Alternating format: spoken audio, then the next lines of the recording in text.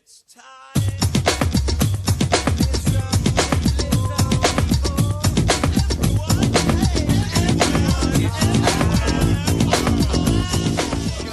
Can you bloody believe it, folks? It's the King of the Couch. He's back on the airwaves, back on the interwebs, back on the YouTube, back on Spotify, back on iTunes and all the other major streaming platforms.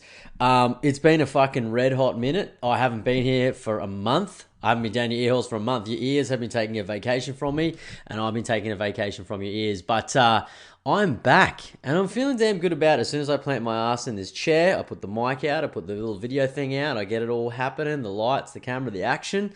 I'm feeling good, and it feels like I never left, frankly. You know what I mean? Shake the dust off the mic, and let's fucking go. But King of the Couch, I'm back, all right? I had an unexpected hiatus from the show. All sorts going on the last month. So much to go. Like, honestly, you take a month off a show, that's generally a weekly show, and I talk about my weekend, I talk about hot items happening in the world, hot topics, anything that comes to my mind that I want to riff on and make fun of or get serious about. And then you don't do that for a month. There's a lot of shit. There's a lot of fucking shit to discuss. But a lot's been happening in my life, and this episode's going to be same, but different. Probably just really fill you in of what's been going on in the King of the Couch's world over the last month. I think the last episode, I'm just looking it up now, I think it was 138, which means we're on 139, which was a King Smith episode. So tonight, that makes it episode 140 of the King of the Couch episode. We're sitting here, beautiful, sunny, but quite cold Queensland, 9:22 p.m. on the 13th of June 2022. Let's fucking go. I hope you've been well. I have been well. I've been really, really well, and then I think I was really, really down, and then I'm coming back to really, really well again. And we'll go through it all tonight. Of course, housekeeping. Please subscribe to the show. All you loyal Kingsmen and women I know that listen are already doing that. But if you're new, subscribe to the show so you get the little pop-up notifications on your Spotify, your iTunes. I'm on the tube as well. YouTube, not RedTube. It's been some years since I've looked at RedTube. Hey, I've drifted away from that. That's a little streaming service. But yeah, get me on YouTube if you want to see me. If you just want to fucking listen to me, then go Spotify and iTunes. I don't give a fuck. Just listen to me, mate, and pay it forward, please. A review's great, but just pay it forward. If someone, you think would resonate with a funny part of the show, a sincere part of the show, a heartfelt part of the show, some wisdom, throw it down their ear holes too. That would mean a lot to me. But yeah, let's go. Okay, the big thing.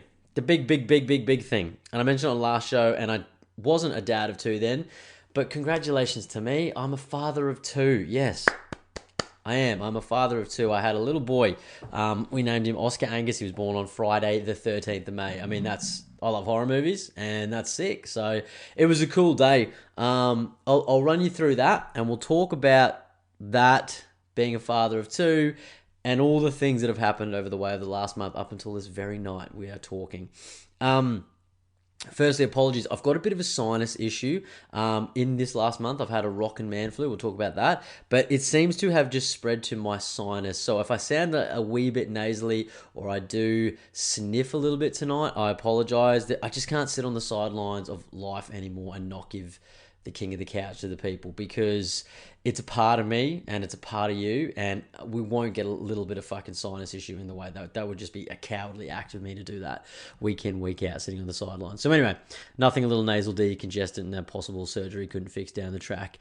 But yeah, I'm a dad of two. I can't believe it. And I'm a boy dad. I've been a girl dad for so long, and now I'm a boy dad. So yeah, it was one of those things, like a whirlwind thing. Obviously, 9 months leading up to it, I didn't carry the baby. I just looked on as Beck carried the baby. Shout out to Beck. She did an amazing job.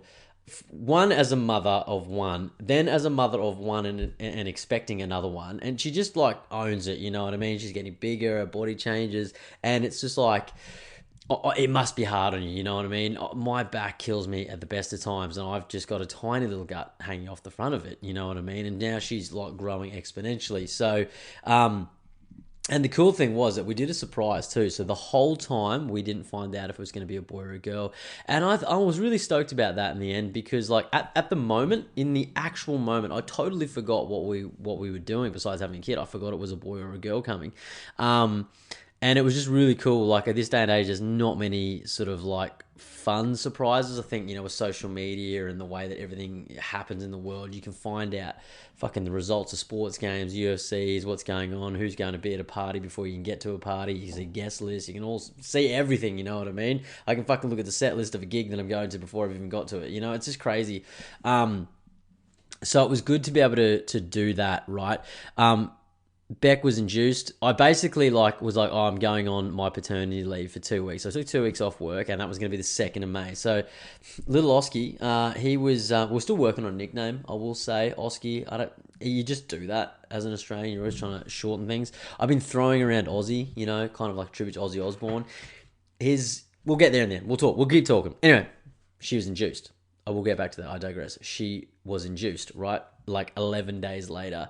And I just got this real sneaking suspicion that it was going to just be just classic pessimism. Classic pessimism. I was like, this is going to be somewhat of an issue because 11 days late, Arabella was like near enough on time, only a handful of days late. And that was like an 8-hour experience, 2 nights in hospital, right?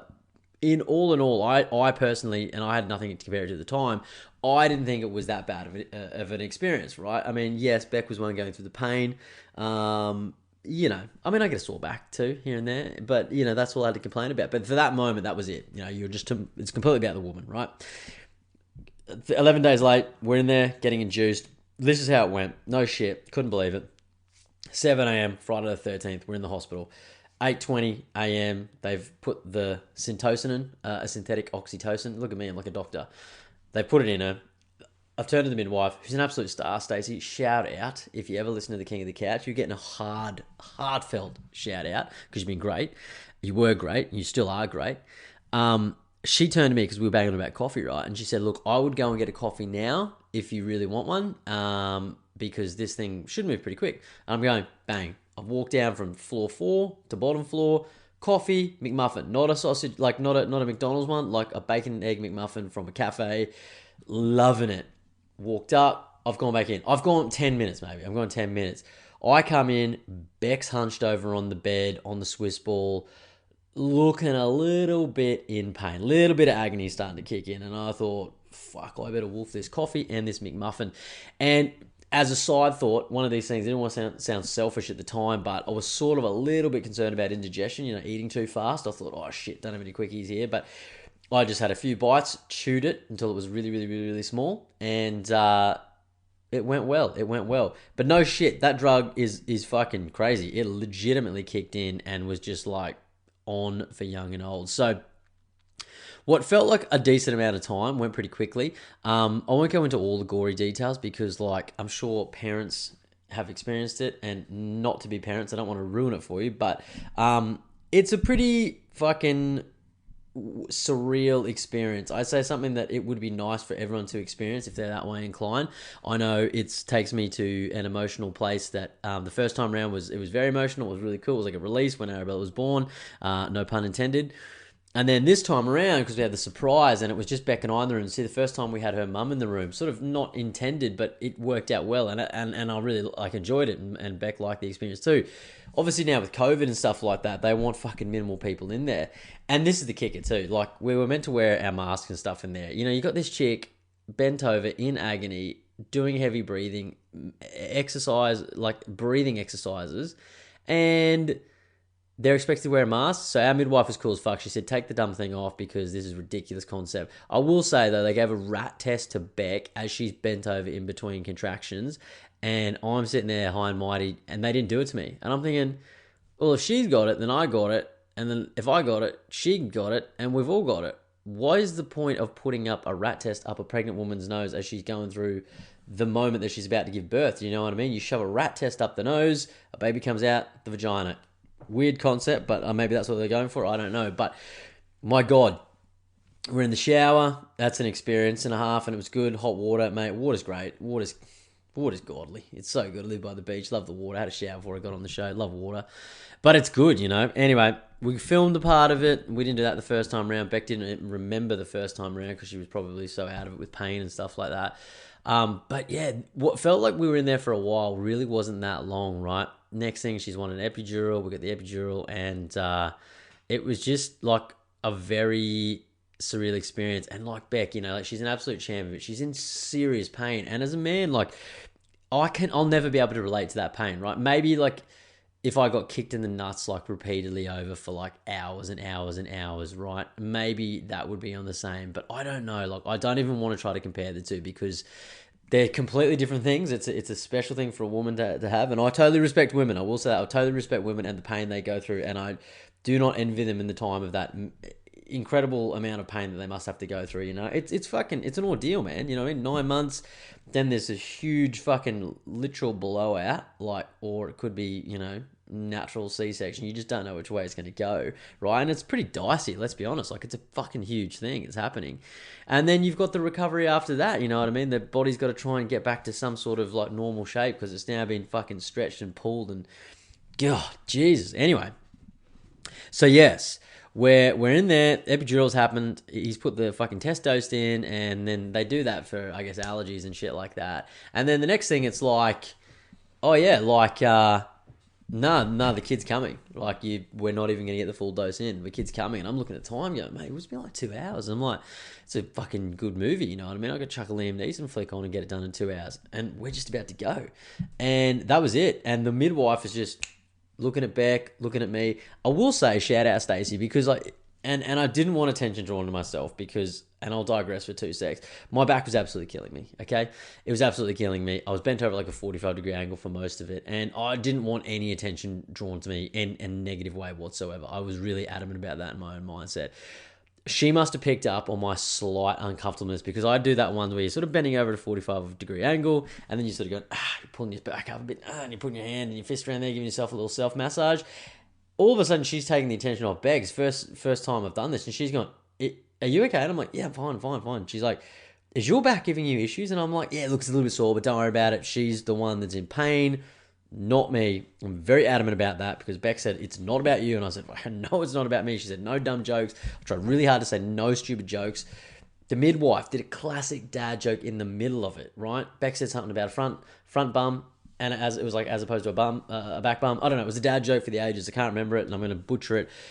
And she just kept going, watch your back, watch your back, watch your back. I'm like, watch my back? I'm like, watch Baxter here with the fucking front crack going mental. I just, no, I'm not, don't worry about my back. I'll pop some painkillers after, a bit of Voltaren and some champagne, and we'll be sweet. So, yeah, that sort of put me off a bit, you know. I was just like sucking it up like an absolute madman. But 2 hours were in there, 2 hours 20, we had a kid. We had a little boy, and I forgot in the moment that that it was a he or a she, or a they, them, don't know, whatever. But in this instance, we were waiting for a he or a she, and he came, and I totally forgot that we were having a he or a she. And until it was like 10, 15 seconds later, I've looked down and I'm like, oh my God, it's a boy, like a sort of little dick. And I was just like, wow, like a little penis, you know what I mean? And that's not to say that I'm not familiar with a little penis because, you know, let's just keep it at that. But I couldn't believe it. I was like, wow, I've got a penis in my life. There's another penis in my life and 2 little balls. It was crazy. And that was it. It was just like, wow, you know, again, sort of, I wouldn't say totally overcome with emotion. This time was a little bit different, but there was a nice release, you know, like squirted a couple of tears and stuff like that. And then we had the name sorted, Oscar Angus. And I was just like, we both really like the name Oscar. Well, I really liked it a lot. And then Angus is kind of like that's my pop's name, bit of a tribute to him. And, well, I say big tribute to him, really. Like, no, let's not play it down here, King. Let's go, big tribute. You know, I thought, but it's a great name too, Oscar Angus. It just has this rough sort of elegance about it. That's how I describe it to myself and anyone that asks me about it. And of course, there's a little tribute there to Angus Young, AC/DC. Obviously, we have Arabella Bowie. Not that it has anything to do with David Bowie, but I kind of like this sort of theme where it's attached to a musician. Even had a couple of people go, AC/DC, Angus Young must be the connection. I said, well, yeah, that and my pop too, but... Anyway, but yeah, that was it. And then, holy fuck, we were home by 5:30, you know, a bit of day rest and stuff like that. We got some more food in, got some coffee in. And that was about it. It was a legit quick thing. In and out, Bob's your uncle, you know what I mean? We punched tickets fucking either end of the day. And I wanted to get home too, like to Arabella and stuff like that. I was super excited. We had the mums up, we had the sister-in-law up, and it was just a good night. We cracked some champagne. I hadn't had drunk for 3 weeks. I took 3 weeks off the booze leading up to that, and I was so super stoked to have some champagne. The 4 glasses went straight to my noggin. I was fucking a little bit, and then I had some beers, and it was good. It was great. Actually, it was really good. So, fuck me, Dad. He's a month old. Like, he's literally a month old on the 13th to the 13th. I don't know math wise, but that to me is a month, right? 4 weeks. And it's been pretty good. Really good kid. Well, obviously, one of the best kind of kids you could ever have, I think. He sleeps a lot. Some of his characteristics, he sleeps a lot, right? He's got a little bit of receding hairline. I've got luscious hair, so that might be the father-in-law's contribution. I think it's your mother's father. I think that's the way those genetics work for the hair. Spews a lot. A hell of a lot, actually. Arabella never spewed. This guy's spewing all the time. Loves a poo. Me too. I love a poo too. I think I've had 3 today. But yeah, the spewing, it took me back crazy. I was not going to have a shower before the show, and he did a mad spew on me. So I had to shower and get cleaned up in the green room before we come on stage. But yeah, he's going well. There was something else I was going to say just there, but it's totally escaped me. But yeah, he's been a dream so far. Arabella's been an absolute dream with him. I feel like she's matured almost. Like, she's 3, and she's just sort of stepped up, you know, like wants to help, wants to do this. But she even fucking made her bed this week. Like, I hardly made my bed. I'm 33. She even walked into me at like 7 a.m. like 2 days ago. I was like, I've made my bed. I was like, holy shit. You're 3. Like, that's ridiculous. But yeah, she's just like helping herself and going to the toilet, you know, doing this, doing that, sitting at a table. She's an absolute gem. They're absolute weapons, my kids. So I'm just so stoked. And it's weird. You go from like having 1, and then you're a little bit like kind of nervous, apprehensive to have 2, and then you just have 2, and you kind of just roll with the punches. It wasn't like it hasn't been a huge difference just yet. Maybe a year or 2 from now, when they're both like running around and going manic, then it'll be kind of crazy. But it's almost like I've just had to step up in a way that like I've had to, I guess, look after Arabella a bit more. I feel like I'm bathing her a bit more, taking her to bed a bit more. I do the swimming lesson on the Tuesday morning now. Just sort of hanging out with her a bit more. You know, it was always like a lot of Beck. I would just sort of chime in and do my thing. We'd still do a lot, I will say, but and then I'll just, you know, hold him and stuff like that. Let's be real. I know some guys that have been like offended by their child, like not wanting to be around them, or they're like this little tiny infant baby. They're like bothered that like they want the mum. I'm like, of course they want the mum. They feed the milk from the bosom. Do you know what I mean? That's where it's coming from. The breasts. They smell it. They love it. That's their food bag, their life force, their water, their everything. They need it. Of course they're going to be infatuated with the mother. I'm infatuated with the mother. It only makes sense, right? So I don't get offended that he probably needs Beck a little bit more than me. But I've just been soaking up family time. And I will say, frankly, that was like a big part of why I didn't do the podcast. I didn't intend on not doing the podcast because I had 2 weeks off. But I just got super, super invested in family time. And it was like, it was a beautiful thing. I was just really enjoying my time with Beck. We'd be like watching movies at night, like having some food, just chilling out, just having some chats. You know, I was enjoying my time with Arabella, like when I had her off daycare and you're picking her up from daycare, dropping off at daycare, and, you know, just enjoying absolutely everything. So that was like, he was, you know, born on a Friday, Saturday, Sunday, would have done a show on a Monday. I was like, you know what? I'm having a good time, right? Fuck it. And then another Monday rolls around and I was just into it. I swear to God, 3 weeks off the booze, made up for it, you know what I mean? No, I wouldn't say punished it like drunkenly every night, but it was just, you know, wines every night, a couple of beers, but mainly wines. Really stuck into the red wine at the moment, you know what I mean? Wouldn't say I'm a classy red wine drinker either. I'm just kind of looking for the single digit sort of cost price, if you know what I'm saying. And yeah, but I will say red wine in winter, and it has been cold. It's 12 degrees right now. It's ridiculous. I'm a little bit hot in here because I'm chatting up a storm, but mate, it goes down like fucking mother's milk, red wine in winter. I fucking cannot get enough of it. So yeah, it's been good. But we'll yeah, and then it just kept going on, and then of course I got sick, and it was one of these things. And then I hit a bit of a wall. But we'll talk about that. We'll talk about that very, very soon. Quick shout out. Went to the Nambour show over the weekend. Just thought I'd let you know. I haven't been to like a fair, an Eka style show in some time. I was a little bit apprehensive, not because I didn't want to go. I just thought it's Sunday, like can't really be bothered. Want to stay at home, you know, it's a bit windy and stuff. Great day. Went with Jordan and Amelia and our other friend Jack, and they absolutely spoiled Arabella as they always do. It's awesome though. She got show bags. I remember being like a young kid and how infatuated you were with a show bag at that time. So as a 3-year-old, like she's walked out with a Little Mermaid show bag. There was like a Frozen one maybe, or there was some other one. She's got like a samurai katana sword. She's 3, whatever, it makes sense. I picked it out for her. She's got a Minion plush toy. Went on the Dodgem cars. We had Dagwood dogs. She went on all these rides. She patted animals. Great day, and all for a $16 entry fee for the family. Pretty good. Actually, our friends paid for us, so it was crazy. You know, we got basically like it was a cheap day. It was a really good day, and it was mental. And the other thing, I thought I'd share this with you, kid logic. She pulled this wire out of her headband, and you know that's an annoying thing to thread that bastard back through is annoying. And she's going, "Oh look, I've done this." And I was like, "Why did you do that?" Like, you know, I didn't say it just like, I was like, "Oh, why'd you do that?"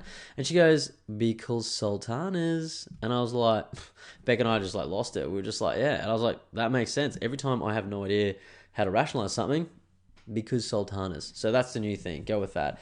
And then I've absolutely blitzed her before in the kitchen. She's trying to get some stuff out of the microwave, like, and she can't really use it. It's hot. She doesn't understand heat yet. I will say I burnt my fucking thumb the other day, real bad. I don't understand how heat works either. When you put a bowl in there for a minute, it absorbs it, basically becomes a bowl of lava. I touched it like a dick, lost feeling in my thumb so far. But yeah, I've said, here, I'm doing Frank's dinner. You take the bowl. She's had little gloves on. They're a little bit slippery. I'm watching her like a hawk. She's gone to slip the bowl out. I've then gone to catch the bowl. I've lost my footing because I had the slides and socks on. And then I've knocked her down. The bowl just corrected itself. Frank's gone in for dinner. I've knocked her down. Lost it with laughter uncontrollably. Apologise. But, you know, you have a fun time. You just knock her over. She wasn't too funny. She wasn't too stoked about that. But we've had a great Monday. We've had an absolute great Monday. But that's where I've been. So a month ago I was having a second child. What else have I been doing this month? I went to a gig. I went to a fucking gig. I haven't been to a gig, which I haven't been to a gig in what I thought was 3 or 4 years. It turns out it was like 6 or 7 years, right? And I'm a lot older. I wear glasses to gigs now. I feel like I never did, but this one was noticeably one of those things. So remember, if you've been listening to the show for a while, I had Ken Horn from the Bronx on the show. Well, I went and saw the Bronx. I will say, unreal show. The boys in the Bronx put on a fucking mental show. I went alone. Beck thought it was super cute that I would do that. And I'm like, well, look, you can't talk to anyone in a mosh pit anyway, not easily. And I really want to see a band, and I'm not going to like sit on the sidelines of life if no one wants to join me, right? I have friends that are just into different music. So I went along, and it was great. It was a good night. It was a funny night. I had a lot of beers, not drunken beers, just a lot of beers. You know what I mean? I had the Bronx shirt. I was full fanboying. I will say, I've been talking to Ken on Instagram and stuff like that, and I've gone, and I've never done this before, and I felt an extreme amount of awkwardness, right, at some point in the evening.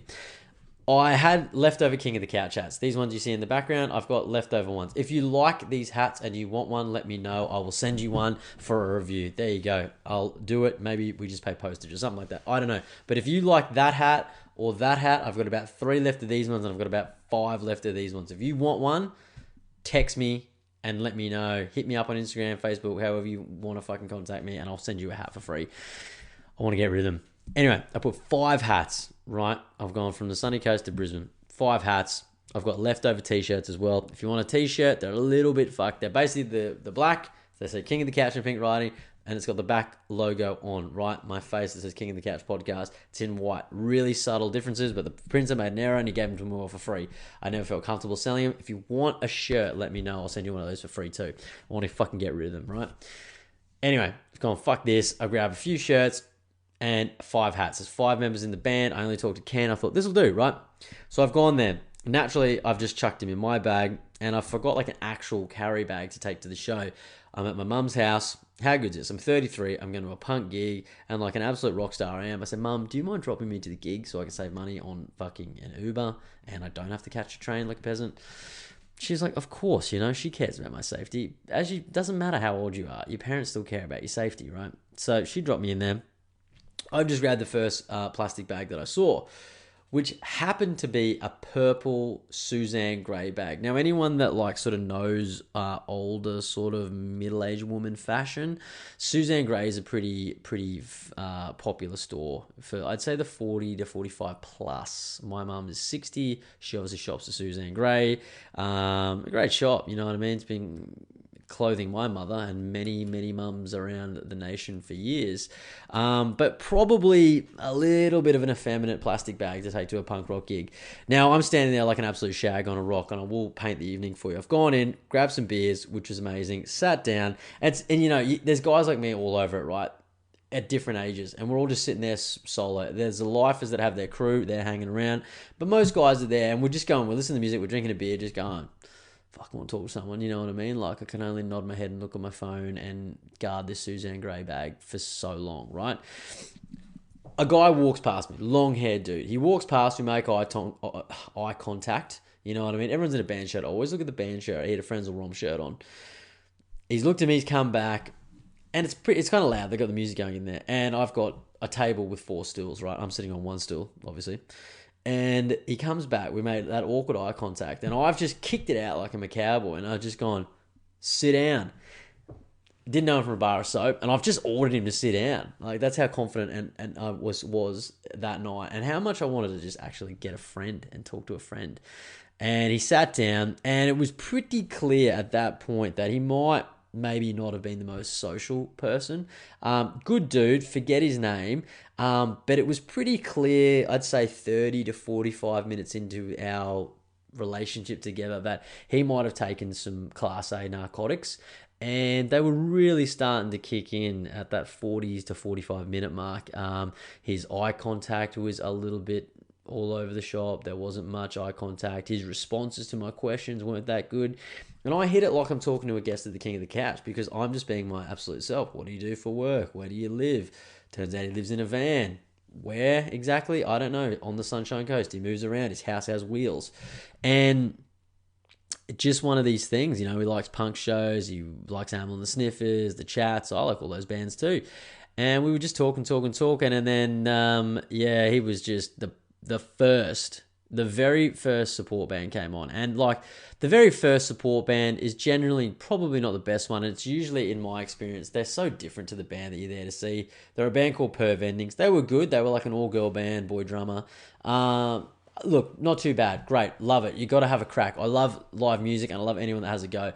But there's no one really dancing, right? Where everyone's still getting liquored up. Mate, he was fucking going for it. Like, he was in there headbanging and stuff like that. And I was like, yeah, well, the pingers are well and truly fucking kicking in. And he's having a good time. And he's parked his van somewhere and he's sleeping in it. And I'm envious of him. He was a FIFO worker. If you're listening to the show, mate, it was great to meet you. I forget your name. I'm going to just call you Paul. I feel like it was Paul. But I could be wrong. But yeah, he was off his fucking guts. Saw him right at the end of the night. Loved it. He loved it. Shook hands and went our merry way. So, hope he's all right. Sure he's somewhere around Queensland right now, FIFOing it up, fucking getting on the dingers in his van. But what a ledge. Anyway, I've been texting Ken, and I didn't want to bother him like I was a fanboy, right? And even though I am a fucking fanboy, I had him on the show, but it was my way of saying, hey, thanks for coming on the show, right? So I've been texting him going, hey man, like I'm here, obviously, got tickets. If you want to come out and, get this merchandise, I'll give it to you all for free, right? Because that's how much I love your band and you, and I'm in love with you, and I'm not here to kill you. I just want to see your band and give you these free shirts. Anyway, he was running late to the show, and I didn't want to bother him anymore. But I'm just standing there for like an hour and a half, trying to just neck beers and forget that I've just got this giant purple Suzanne Grey bag with me with all this King of the Couch merch in it. You know what I mean? And how, like, in a way, egotistical must I have felt in that moment? Because people are going, like, I'm thinking, they're going to be like, why have you got a Suzanne Grey bag? And I'm going to turn around like a maniac and just go, because Ken was on my podcast, and as a way of showing my love, I've given him all free merch because I can't sell it. Do you know what I mean? Duh. You know what I mean? So, anyway, as the second band come on, Chubby and the Gang, they were awesome. Love them. Really like Chubby and the Gang. But prior to that, these two sort of quite attractive females had saddled up next to me, right? And I thought, pretty standard. That happens a lot in my life. Attractive looking females flocking to me. They've come over to me, and I thought, oh God, like, I don't want to talk to them as such because I'm in a dedicated relationship and I've just had a second child and I'm flattered, ladies, and I am the King of the Couch. You may have heard my podcast. Oh, no. That's not why they were there. And they might have thought I was attractive. I don't know. But that's not the real reason why they was there. They took one glimpse at the Suzanne Grey bag and they just said, they were like laughing and see it, bitches. They were just like, are you dressed by Suzanne Grey tonight? And I'm like, I had a fucking Bronx shirt. And I was like, yeah. It's so loud in there. You can't be too witty. You've got to come up with a real blunt, sort of witty response as quick as you can. I was like, oh, just the top half, love. Yep, pat me cardigan in here. No, Suzanne Grey definitely sells cardigans. And they just were really having a time with the Suzanne Grey bag. And I was like, motherfuckers, eh? And I'm thinking, I don't know where the fuck Ken is. Chubby and the gang are on right now, absolutely slaying the stage. I'm trying to get a little bit liquored up, and I'm going to go in there soon. And I've got my jeans on, my black jeans on, my Bronx shirt. I've got to watch my glasses. I've got the phone and the wallet. I'm not going in there with a fucking Suzanne Grey bag and just trying to mosh around with people. So I thought, universally, what's going to happen is I'm going to leave this. I'm going to go get another drink. I bought 2, in fact. Young Henry Newtowner, shout out. So good. I went and got 2 of those, and I've just gone, fuck it. Walk past these females, walk past the Suzanne Grey bag. I've left it there. And in my head, I've gone, the universe will take that bag to its new owner. What will be, will be. And I'm thinking, if someone gets a hold of it at this show, right, and they rip it open, there's King of the Couch merch, they might put it on, it's flowing around, it's going to be a good thing, right? Anyway, we've been rocking and rolling. The Bronx come on. So good. 7 years since I've seen a gig. I was super stoked. I've necked the first Young Henry's Newtowner, right? And I've just gone, fuck it, thrown it. There's beers all over the place. I don't give a fuck. I'm in punk rock mode, right? And I just felt so good. I felt at home with the people. I thought, you know what? These are my people, and I feel good about this, right? It's been so long. And I will say, the friendliest places that you can be sometimes are in a mosh pit, right? You get knocked down, someone picks you back up, there's spit going, you're kissing everyone unintentionally, right? Someone's dousing you in beer, you're dousing them in beer, you're hugging them. There's these people that they just love it, right? It's the life force behind them. This fucking music is... And it gets me going too, right? I found some footage after the show of just me rocking out. Michelle Banks, she's like, "Oh my god, you're so cute." And I was just like, "Babe, I'm not cute. I'm sexy, and I'm just at a rock show, okay? I'm just a sexy fucking fan, okay? Not a cute fan." I'm gonna take a drink here real quick. Soda water, not vodka. Wow.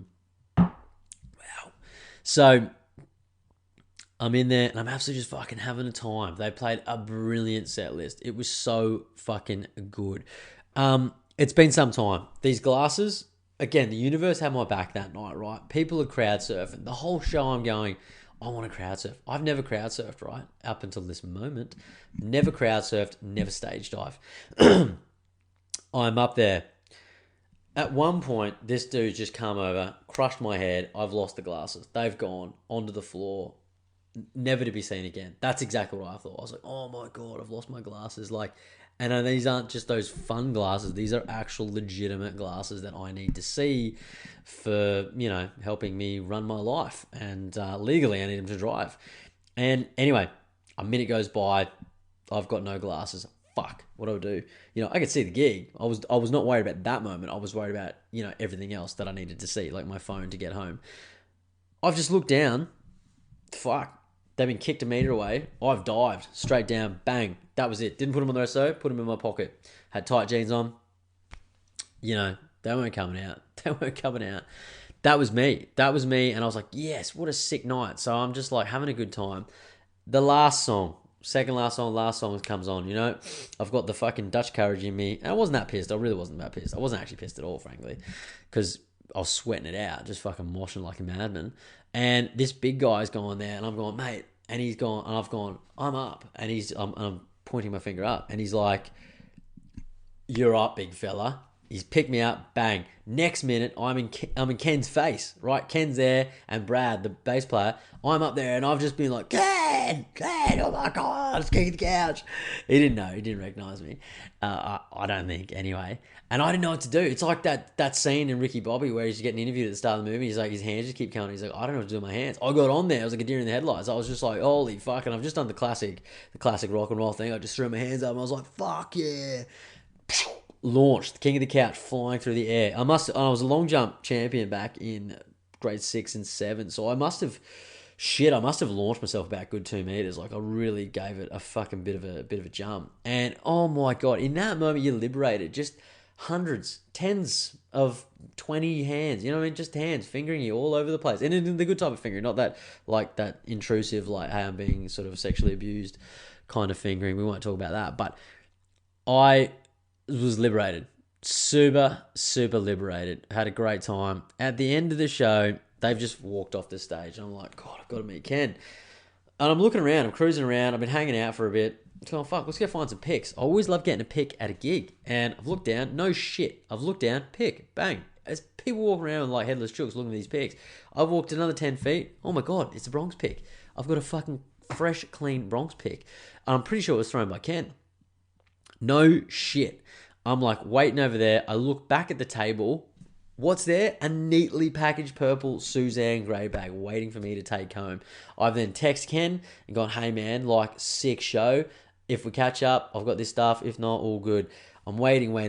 I, of course, will say I've texted my mother at this point as well because I'd like to get home and I didn't want to pay $50 for an Uber. She's worried about me, of course. I'm 33, got 2 kids, you know what I mean? She thinks that, I could be raped because I'm handsome.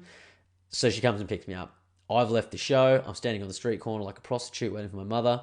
And he's texting me going, hey man, I'm out now. And I can't get back in the door. Like it's curfew. I can't get back in the door. So I took this Suzanne Grey bag to the Bronx show, which was sick. Didn't dampen the evening too hard, this bag. And I've left with it. So I legitimately have it here. And if you're watching at home, it's huge. It's a huge bag.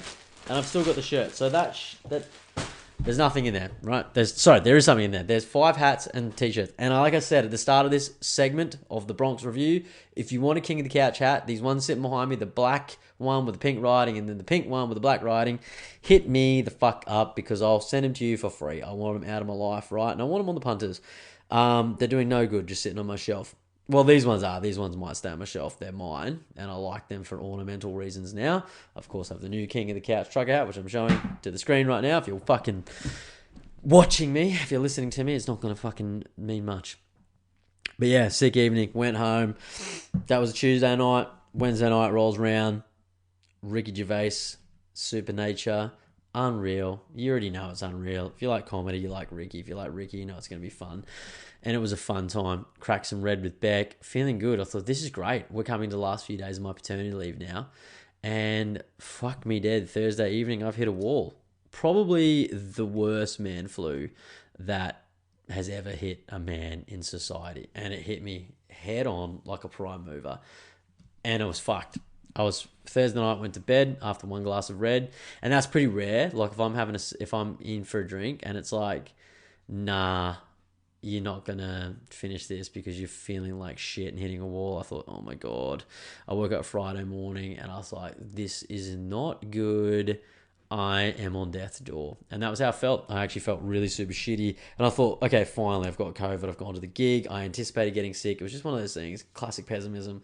And done the test. No COVID. I can't catch COVID, right? Touch wood. I don't really care about catching COVID. I just don't want to get sick again this year. It's the third fucking time I've been sick this year. And I've had a flu once, fucked. Had cytomegalovirus, fucked. Then I had the man flu of the century, fucked. Proper fucked. And it was. Like, I had everything. I had the fucking body aches, I had the fever, I had the night sweats again. I had spews on a Saturday morning at like 4 a.m. Oh, no way to live your life. And I tell you what, super depressed. Just got super, super depressed about it. And I don't know if it was because I was like coming down off all the booze and all the shit food I've been having like the prior 2 weeks, or being isolated and away from my family, but not being able to sort of touch and hold Oscar, and not seeing Bex. I didn't want her to get sick. Arabella was a little bit sick too. She had RSV at a daycare. Man, daycare, God, never a week without it. Some sort of virus you've never heard of. And I was super depressed, right? So I spent Thursday shitty, but Friday, Saturday, Sunday shitty, no beers, no nothing, and just spews and boogers. It was disgusting. And I'm back at work Monday, and I'll be honest with you, and we're going to get serious here for a second, but I was super low. Super low. I tell you what, over that 2-week period, I'd seen like the highest of highs, and I went down to the lowest of lows. To the point, and I'm going to be honest with you, real open here, I called like a psychiatrist, Relationships Australia, that Beck and I had seen before, because I didn't know who else to call. And I was like, look, I need to come and speak to someone because I've got these demons and I keep getting these OCD sort of things that keep happening, and I just can't. I'm feeling like I'm losing control here, and booked some stuff in. Went down to Beck. And I just said, look, I've booked in to go and talk to someone because I'm having a hard time. And I could hardly get the words out. I'll be honest with you. I choked right the fuck up in that moment.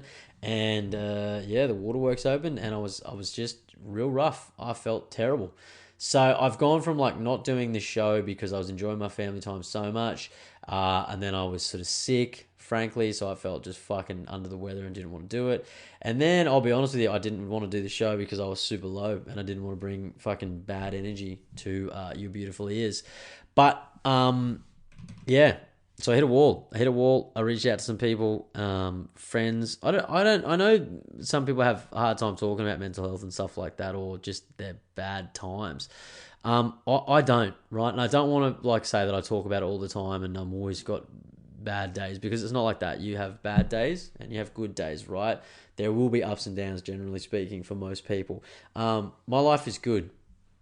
It is great, but it was just in this moment I had these recurring thoughts and I just couldn't sort of stop them, and it was bothering me to the point of breaking point. And I thought I've got to do something about this, because one thing I've realized about myself, and I'm sure other people do this too, right? I'm not a hero by any means in this regard, but I'm not naive. You know, if I know I've got an issue, like I know I'm winning at something, right? I know that like it probably will end, right? And if I let it consume you, then you'll get caught in the moment and it's probably not going to be end well, right?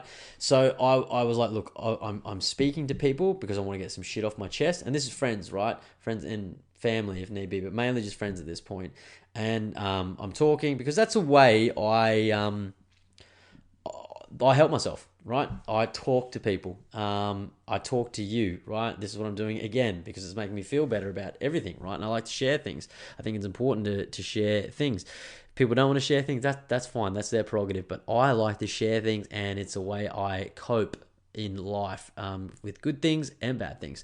So hit a wall like a mad dog on a freight train, and felt super shitty. Called a few friends. I was like, man, what's going on, you know? And I had these thoughts, and that was it. It was just one of those things, and I'll get back to it in a sec because I've started doing something about it. I was always gonna do something about it. Like I just want to do something about it. I think too, like life's a bit of a like, it sounds fucking cliche and annoying, but like it's a bit of a journey. You know what I mean? It's not the old destination; it's the journey. And I just like take it one day at a time. The old fucking alcoholic credo. I just take it one day at a time, right? So yeah. But anyway, I'm back at work for a few days, having a super sort of difficult time, frankly, and I'm talking to people, felt good, but I had something else to look forward to, and this is where I think I want to just put it in context that like there's good days and bad days, because you might be thinking the world's on top of you, and I don't ever think like that. I just think I'm on top of myself and stuck in my head. Sometimes it's the worst place to have a vacation, in your own head. So I was super lucky though, because my best mate Jordan, he said to me, "Hey, look, he loves a punt on Sportsbet, right? And State of Origin was around the corner, and he said, look, I've got a little event in Sydney. If you want to come, it's for State of Origin. Know you love sport." And I'm like, yeah, fuck yeah, dude, sign me up. You know what I mean? I get a night off from the family. If I can get a night off from the family, I'll come. You know, I was conscious of having a newborn for Beck's sake. But she's super awesome. She's always just like, go, don't care, go. And like I said, the breast thing, I can't do too much besides rocking, changing a nappy, wiping the dick and balls. It's one of those things, right? So I've gone down to Sydney on the following Thursday, right? We're going down for 24 hours only, in town for one night only. So it's been like fucking 3 or 4 years. I feel like it's been 3 years since I've been on a plane. That was so weird. That was honestly the weirdest thing. But anyway, Sportsbet have put us up. So they flew us down. They put us up in the High Regency, and we were going to a State of Origin sort of event that we had no idea about, and there was like a secret. And it was like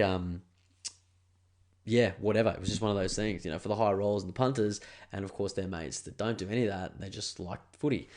That was where I come in.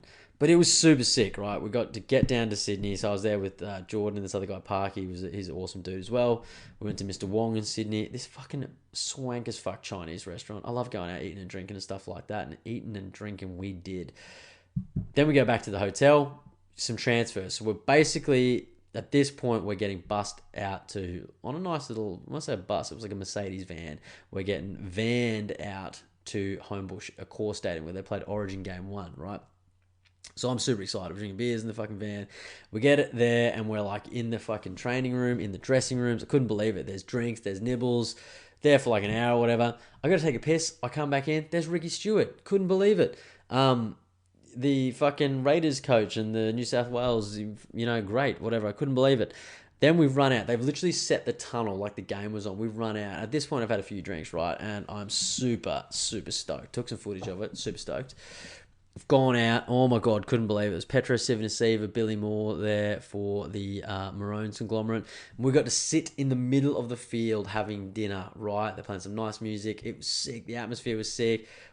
Talking to players, there was Josh Morris, was Boyd Cordner, Jeff Tuvey, Bradley Clyde, Anthony Minicello, Ricky Stewart. I feel like I'm forgetting someone, but yeah, super, super sick night. Getting super pissed, frankly. Just getting super on it, eating steaks, having a good time, talking to my good mate Petro Civoniceva, Billy Moore. Jeez Christ, so good. I got actually super comfortable and actually fell asleep at the event. I will share some photos tomorrow on Instagram, I think. I fell asleep. I can fall asleep with the right amount of alcohol and food in my belly. I can basically fall asleep anywhere. The hardest place I've found to fall asleep is, in fact, in my own bed. I can fall asleep anywhere. I fell asleep with basketball, in fucking going to see the NBA. I fell asleep at UFC. I fall asleep at Homebush Stadium. As Billy Moore's talking, I'm there nodding off in the background, literally 10 feet away from him, blindside. I've had just so much red wine, right? Good times. Woke up. Some of the boys wanted to go to a whiskey bar. Jordan and I weren't too keen, right? I thought whiskey, oh my God, it's going to be like pure spew town. So we ended up at the Star Casino. So I've gone to Sydney. I will say, I paint a picture here, a financial picture, and it looks pretty bleak. I had $100 I had access to, right? So I've just been going, cool, everything's paid for tonight. It's all sorted. $100 is not much because I would like to contribute to some sort of festivities. We go down there. Jordan's got $600 cash on him, right? As you do. He goes, here, son, take $200. I was like, come on, you don't need to do that. And he goes, nah, it'll be fun. We'll go punt. We'll go to the Star and we'll play some games. I'm like, fine, cool, games, gamble. I don't do any gambling, never do it. I don't even know how to play cards. Walked in, roulette. Don't know what I'm fucking doing. $50, bang, black. Comes up black. I'm $100. I'm up. I'm double my money. I was like, this is easy. Let's just gamble all the time. Quit my job, gamble. And then we cruise across to the blackjack tables. I don't know how to play blackjack, right? I think it's like the 21 game. And I learned something new that night, and everyone's going to be rushing out and doing this. Jordan was playing and Parker was playing. Mad gamblers. They love it, right? Minimum $100 bet, maximum $300 bet, right? They're doing their thing. I didn't realize that you could ride the coattails of a bet. So they said, why don't you just chuck some money on our bet? And if we win, you win. If we lose, you lose. And I was like, that's cool, because I'm sitting here just watching it anyway. It was fucking boring. I'm just drinking seltzers and shit. I've just chucked $100 down. Win, loss, win. You know, we were there for like 2 hours. I've gone from having 0 to 200 to $1,500. I've then spent the last $200. That was it. Bang. I've walked out with $1,300. I couldn't believe it. For me, like, I was super stoked. I never gamble, and I fucking just left with $1,300. So I've gone to this event for free. I will say I walked out with a 2022 Maroons jersey, which I wore last week in Game 1. Digress real quick. Jared and I are going to sit down tomorrow night, talk footy, Balls and All episode 2. Super stoked about that. Got the jersey, and I've walked away with $1,300. The boys walked away with a lot more because they were gambling, about $15K each. Had a sick time. We fucking just went in there. We were on a heater, proper heater, right? And we just drained the casino for $31K. Sick. Let me have a drink. And it was super sick. So yeah, back at McDonald's at about 2 a.m, eating a large Big Mac meal. I don't eat Macca's ever. It's been 3 years prior, maybe 4, since I ate McDonald's. And I remember why. I woke up at about 7 a.m. and I've spewed the Big Mac up, quite a lot of it. And the secret sauce, or the special sauce, is just stuck in my throat and my nasal passages, and I couldn't get it out. For like a 12-hour stint, I just couldn't get it out.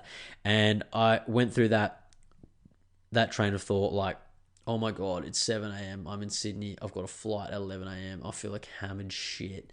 I'm spewing. This is fucked. And then I remembered I won $1,300. I felt a little bit better about the whole situation. And it was a sick time. Honestly, it was good. I felt really good. We'll say Sydney Airport was a piece of shit. Nearly fainted in the line to get my bags checked. And then, of course, they did the dickhead move of, hey, we need to check your bags because you got something sus in here. And at this point, I'm like, it's winter, right? And I'm sweating profusely. And I'm just like, oh my God, I think I might have to spew again. I've walked through, chucked my belt on, packed my shit up again, had a couple of gags on the way to the plane. Got on the plane and I felt a bit better. I honestly, when I sat down and put my head back, I said to Jordan, I was like, mate, look, we talked the whole way down first time. And that's where I sort of, he's my best mate. I opened up my heart and soul. I said I hit a wall on Monday. You know what I mean? And he's a good dude. He pointed me in the right direction with a few things. He's a big influence in my life and I love him to death, and he's just a good dude. You know what I mean? I won't give like absolutely everything away, but he helps me, and he helps me all the time. He's helped me a long time, and extremely grateful for his friendship. Actually, all my friends that I'm close with, I'm extremely grateful for their friendship because they help me, and they make life's great. Do you know what I mean? Like outside of my family and stuff, like yeah, your friends are just you pick the right ones that become family. Like it's the way it should be. So yeah, we've come back from Sydney and that was it. And then he was over on the weekend and it was a good time. You know what I mean? Come home just skylarking about this $1,300 and just showing Beck. And she's like, "Oh my God, like where'd you get this money?" I was like, "Babe, I'm a blackjack player now. I play cards. Okay, it's been mental, but yeah, that was it. And then anyway, with a little help from a friend, we are now me. When I say we, I mean I. We're talking to someone like a mentor, life coach sort of person, someone that can help me process certain things. And I'll probably divulge certain things on my podcast, but because again, it's I'm not private in that way. So I've done one session so far, and it was really beneficial, like really beneficial. I got a lot out of it.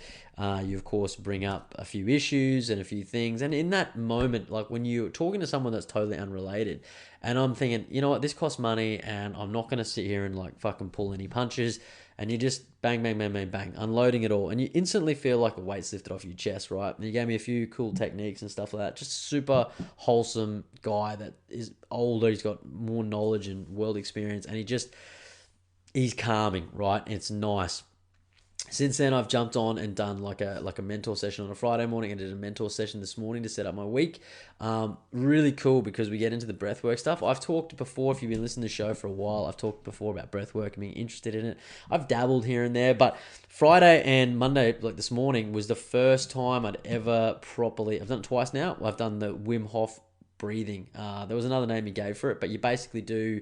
So the whole session goes for 45 minutes, right? I'll divulge this, and there's a few like-minded individuals on there. We've all got, again, good days and bad days, right? Everyone's in there with a different story, and it's interesting. But we do 5 seconds breathing in your nose, and then five doesn't help me do the sinus, and the 5 seconds breathing out. And that's basically doing the whole 45-minute period while he's talking and stuff, until we get into the Wim Hof breath. And just to share a little bit with you, because I think it's really quite beneficial, the feeling that you get from it. But you basically do this like, right? You do that 30 times, then you hold on the out. 30 times, then you hold on the out, 30 times, and you hold on the out. So we do 3 rounds of that. You get lightheaded, you sort of heat up a little bit, and it's a good time, right? And it's really cool. Like, I look around on this Zoom call, and there's like older guys, there's like older women, and there's some people sort of maybe my age, and just everything, right? And it's good. It was a great way to set my week up this morning. And I'm going to continue to go and speak to this person and talk to them and sort of get processes and stuff like that. And I don't think it's a dumb thing, a weak thing or anything like that. Like, and I don't think anybody that listens to this show would think that either. But it's one of those things, like, I know I've learned a lot over my life, and I know that there's things I still need to learn. There's certain things that I have not been able to learn on my own. So I'm at that point in my life where I'm seeking outside help to help me get to the next level. I've got 2 kids now, not just 1 kid. So that makes your train of thought change. You know what I mean? Money's a thing. You know, you want to get to a certain stage in your life, or a certain, you know, you want to wake up and go to fucking have a day with purpose. You know what I mean? A life with purpose. I don't want to talk too motivational, but I just wanted to share that with you because it's been a whirlwind month, right? And there's been so much that's happened, right? But yeah, feeling good about myself. I'm super, super stoked that I'm back in your ear holes. Quickly, well, not quickly. We're going to go through it. Last month, what else has happened? We might break this down another time, but we've got a new Prime Minister. Couldn't believe it. I will say, I don't care that he's a Prime Minister. I'm stoked for the guy. I don't know him at all. Didn't even know Scott Morrison. Didn't really like Scott Morrison. Thought he'd done his dash. It was time for him to fuck off, and that's subsequently what's happened. We were all in agreement there. Anthony Albanese, or Albo to his mates, seems like a pretty cool dude. I don't know about the Labor Party. I'll be honest, I put Labor and Liberal dead last of all my choices. We don't need to talk politics again. I had a bit of an epiphany after the election. This was the first election that I ever sort of, I would say, quote unquote, gave a shit about, right? Maybe because I'm a dad now, certain things like interest rates and stuff like this, credit scores, bullshit, came up on my radar. But I don't know why I cared about it, but it was the first one I seemed to care about. Maybe the whole COVID thing got me thinking and all these sort of issues, right? And anyway, I cared about it for a red hot minute. I went and voted, and I tried to look at all the policies, right? And I will say this is how I went into this election after trying to do my quote-unquote research. I walked in, I got all the fucking paperwork, and whoever had the best fucking marketing plan on that paperwork that appealed to me would get my vote. And that's exactly what I did. So bang, bang, bang, bang, bang. I thought, cool, daycare, housing, fucking, climate change, blah, blah, blah, blah, blah, blah, blah. I like it. You can probably fill in the blanks of who I fucking voted for, but I don't want to talk about any more politics at length because I realized why I never gave a shit about politics anyway. Because if you're in control of your life, right, then a prime minister, look, unless it's maybe like Kim Jong-il, Kim Jong-un, Vladimir Putin, someone that's like verging on dictatorship or is a dead set dictator, yes, that probably could like really hurt your existence in a country. But in our country, I really think if I wanted to do something bad enough, I had dreams and goals and ambitions and I went out and executed them, it doesn't fucking matter who the prime minister is, right? And it doesn't really matter to me as an individual, right? It might affect me a little bit. Daycare might be more expensive, might be harder to buy a house, fuel price, fucking food pricing, blah, blah, blah, blah, blah. At the end of the day, if I want to achieve in this country, I can go and achieve, right? I don't think it matters who the Prime Minister is or what fucking party's in charge. And frankly, it's going to be Liberal or Labor or Liberal. It turns and it fucking turns and turns and the fucking cogs in the machine keep going and we keep propelling forward on this fucking giant rock of a planet. So, yeah, that was it. So, the king of the couch, I've retired from politics. I don't really give a fuck about it anymore, and I'm stoked that there's a new prime minister, and I wish him all the best, and I hope he helps the people of this country fucking, prosper and get to where they need to in their life, you know what I mean? So, yeah, that's what's happened in the last month. Politics. Crazy. Gonna go through here. So good. I just put here, I hate making beds. I think we can all agree on that. It's my most hated chore of any household chore, making beds. Having kids, they're now pissing the bed and stuff like that. I'm fucking making beds and washing sheets and doonas more than I ever have in my life. I can't wait for this period of like bed washing and making to fuck off. I want that door closed. But I think I'm in for another few years here yet. And grocery shopping. I realized I hate grocery shopping. I had to do it on my paternity leave and I hated it. Went with my mum and Arabella, just absolutely loathed it. So yeah, I hate grocery shopping. And another thing I do when I grocery shop, even if I have lists, doesn't matter. I always forget something. I forget something. I'll go to IGA for 3 things, come back with 2 things. I forget something. Doesn't matter. Forgot chicken eggs yesterday. Forgot oat milk. I literally walked out with one of the 3 things that I went for, and I was like, what the fuck am I doing? So I said, Beck, I don't want to be a chauvinistic dude. You do the grocery shopping. You're better at it. You're successful at it. I will focus on some other area of our existence together that I'm better at. Like, I can hang out towels. I'm really good at hanging out towels. I'm really good at doing the dishes. I will take that on board. I'll pay the rent. Let me do that. So we did that. I wanted to say here too, I had another punchable offense. I wrote this one down quite a while ago. It was really giving me the shits, but Every time I told someone that I was having a second child, all I heard was, oh, good luck getting some bloody sleep. You're going to be tired. You're going to lose so much sleep. As if I wasn't fucking tired to begin with, mate. Do you know what I mean? But yeah, punchable offense for everyone just spitting absolute pessimism at you when you tell them that you're having a child or a second child or your 12th child. They're just like, you're going to be so tired. You're going to be run off your feet. And there's the fights and there's this and the teething and blah, blah, blah, blah, blah. Shut up, man. Shut up. I never put that much of an emphasis on sleep anyway. Do you know what I mean? I get 4 hours. I'm stoked. Whatever. Sleep when you're dead. Big deal. And there'll be people out there that go, sleep's important. I'm going, yeah, I know it's important, but I can't control that. So fuck it and fuck up. It's a punchable offense. Stop telling me I'll be tired. I already am tired. Ugh. Anyway, we go on. Yeah, that's what I forgot. Body wash twice. Body wash. What did I wash myself with? I don't know. Shampoo probably. Roast dinner. What's the most underrated veggie? I must have did a roast dinner in the last month. These are notes. I like to share these with you because it's been a while, so we'll talk. I think the most underrated veggie on a roast, stay with me here, is the onion. The underrated onion. Purple or brown, I don't care.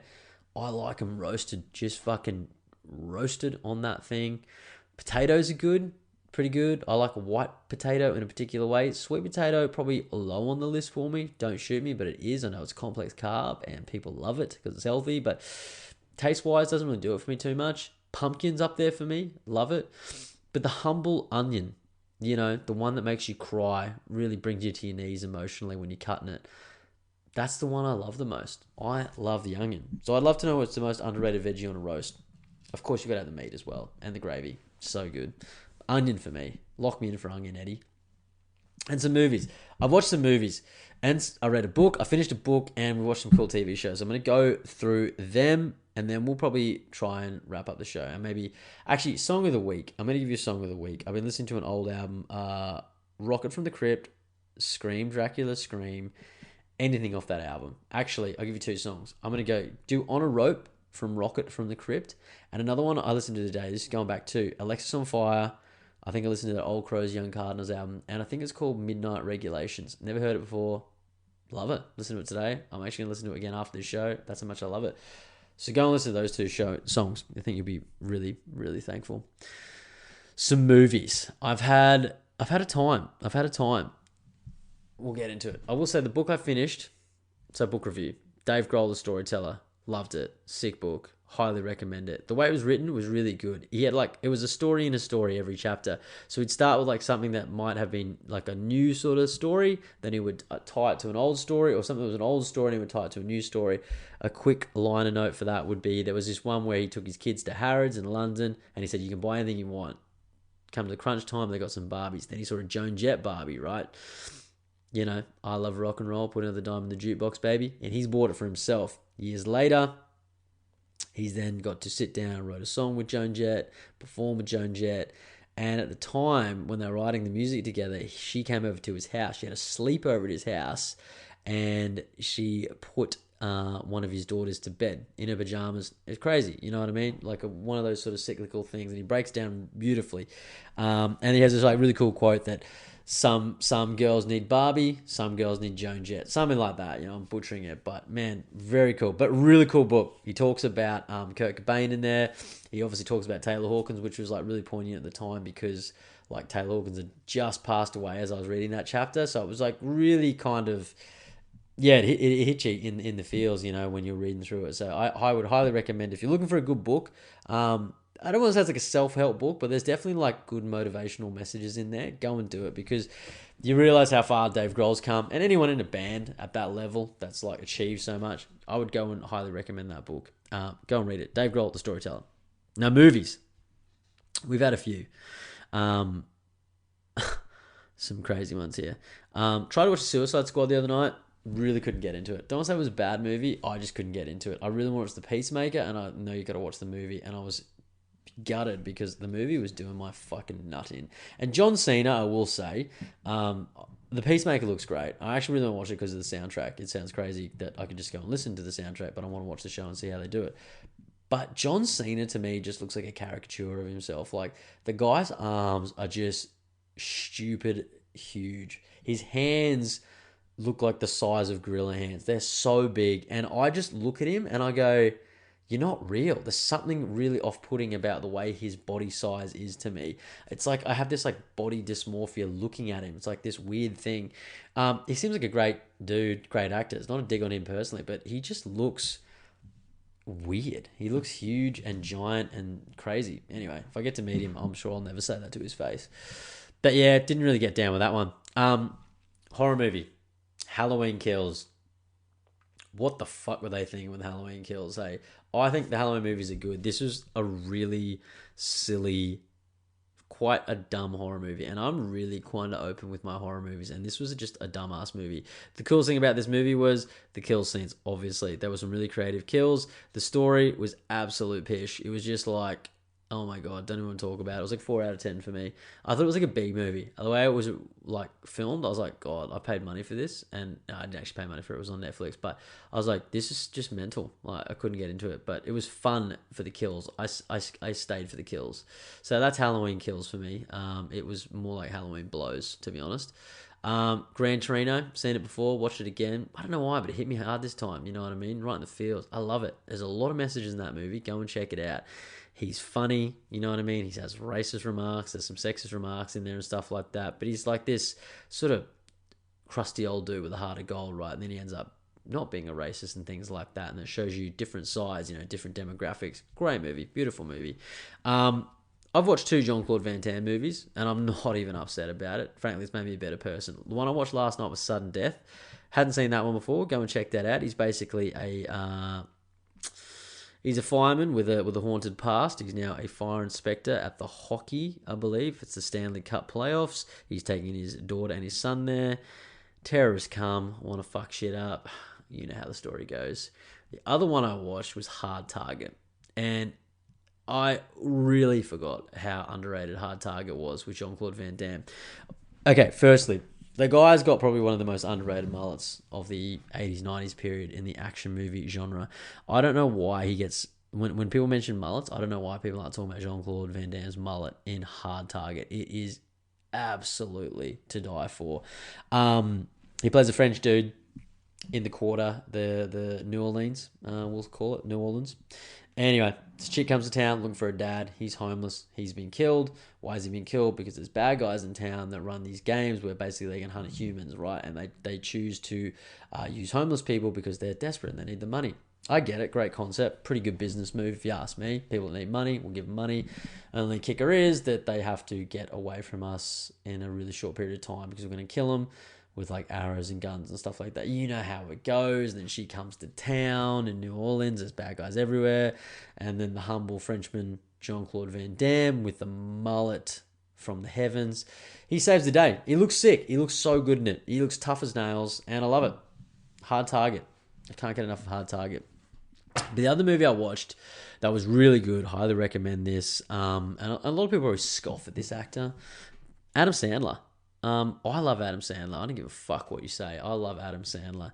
And this movie, Hustle, was so good. Beck and I loved it. It was like a drama. There was some funny parts in it too, but it was definitely more of a drama. I believe it was based on a true story. I could be wrong, but I believe it was. Basically, it's sort of like a down and out basketball scout that's had like a huge history in the industry. He then is all over the world, missing family time left and right. Gets another job with the Sixers, 76ers. Anyway, you know how it goes. But anyway, I don't want to ruin it all for you because the guy dies. This other guy dies. I'm ruining it, right? Anyway, Hustle, Adam Sandler. He finds a Spaniard. I don't know if I can say that. He finds a guy from Spain, and he's a phenomenal basketball player, and he's hustling. A lot of people need some money. He's got a kid, right? No partner. He's got a mum he needs to look after. Anyway, worlds collide. You've got this guy that's trying to redeem himself over here. You've got this guy that's trying to break into the NBA. They meet, and it's a match made in heaven. And there's fucking pros and cons. There's ebbs and flows. There's ups and downs. Beautiful movie, beautiful message, great motivational fucking movie. And it's sick because I feel like as I get older, I feel like I can resonate with Adam Sandler more. I think he's just playing himself. I feel like he's wearing his own wardrobe in this movie. He's a basketball fan, and every time I've seen him in like a fucking papped out photo. He just looks exactly the same. So basically, I feel like he's just playing himself. Great movie. 10 out of 10. Loved it. Go and check it out. And there's heaps of basketball people in it. Do I know that because I follow the NBA? No. I just stayed around and watched the credits. So there's heaps of basketball people in there, though, for people that really like basketball. I myself don't really care about basketball too much, but I appreciate the motivational story behind it. And the other thing that I have watched recently, and I'm going to finish the show up here very, very shortly because I'm losing my voice, I feel. Stranger Things, season 4. Let me take a deep breath. Oh my Lord. Oh my God. I loved it. I love Stranger Things 1, 2, and 3. And 4 has just gone to another level. There's 9 episodes, I believe. They've aired the first 7. And the sick thing about it is that they're all like an hour plus. The last episode, episode 7 was like an hour and 40 minutes. There's new characters. They're all great. The old characters are greater. Everything's good. Hopper's stuck. He's in Russia somewhere. They go to Russia. They're in California in this one. Elle's being bullied. It's all over the shop. Relationships are just all over. There's the Upside Down. Oh my God, there's this new guy, Vecna. He's scary as fuck. Actually was scary as fuck. It had a lot of horror themes in it. It's gone almost like not sci-fi anymore. It's almost like full-blown horror. And I love that. So there's 2 more episodes left. Episode 8, which is an hour long. Episode 9, which is like 2 hours and 20 minutes. I'm super, super stoked about it. Hey, I'm not going to fucking do a full breakdown here tonight because my sinus is killing me and I'm running out of my voice. But Stranger Things. If you haven't seen Stranger Things, go and check it out. It's the best ode to the 80s I've ever seen.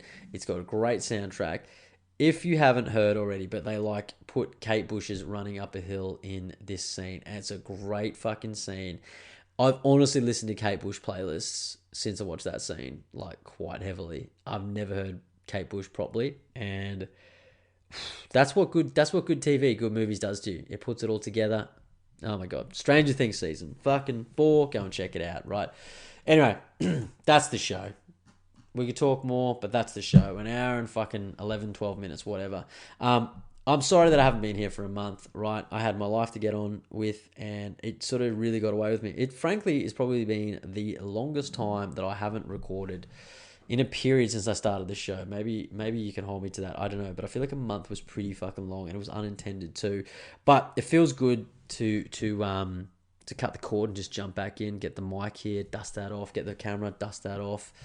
And I'm back. I feel good. I feel really good to be back here. I'm glad we could share stories. I could get down those pretty ears and just have a good time.